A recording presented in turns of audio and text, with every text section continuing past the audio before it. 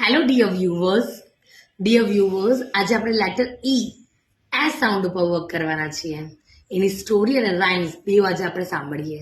Okay, તો સ્ટોરીની અંદર થોડા ચિલ્ડ્રન્સ વન ડે માટે ફાર્મ હાઉસ ઉપર જાય છે. તો ફાર્મ હાઉસ ઉપર ફાર્મર અને એની વાઈફ રહેતી હોય અને ત્યાં બહુ બધા હેન્ડ્સ હોય. તો કિડ્સને તો હેન્ડ્સ બહુ જ ગમે. એ ત્યાં જાય એટલે એ લોકો છે ને થોડા ગ્રેન્સ લઈને જાય, મતલબ હેન્ડને એ લોકો ગ્રેન્સ ખવડાવે. તો ફટાફટ દોડીને હેન્ડ્સ ગ્રેન ખાવા આવે છે. તો ગ્રેનને જેવા થોડી વારમાં ફીડ કરે તો ત્યાં હેન્ડ્સ એગ લે કરે છે. તો હેન્ડ્સ એગ લે કરે એટલે કિડ્સ એટલા હેપી થઈ જાય, એટલા ખુશ થઈ જાય.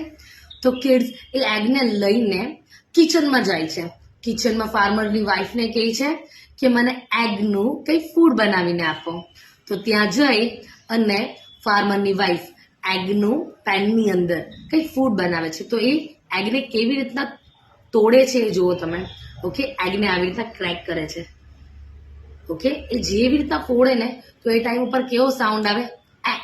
કેવો સાઉન્ડ આવે? એ. ઓકે, તો આવી રીતના ફાર્મરની વાઈફે એગને તોડીને પેનની અંદર કંઈક યમી ફૂડ બનાવ્યું. થોડી વારમાં એ યમી ફૂડ બની ગયું. ચિલ્ડ્રને બધાએ એ ફૂડ યમી ફૂડ ખાધું, એન્જોય કર્યું અને આખો દિવસની બહુ જ મજા લીધી. ગેમ્સ રમ્યા, બરાબર છે, નાના સ્નેક્સ ખાધા અને ફૂલ એન્જોયમેન્ટ કર્યું.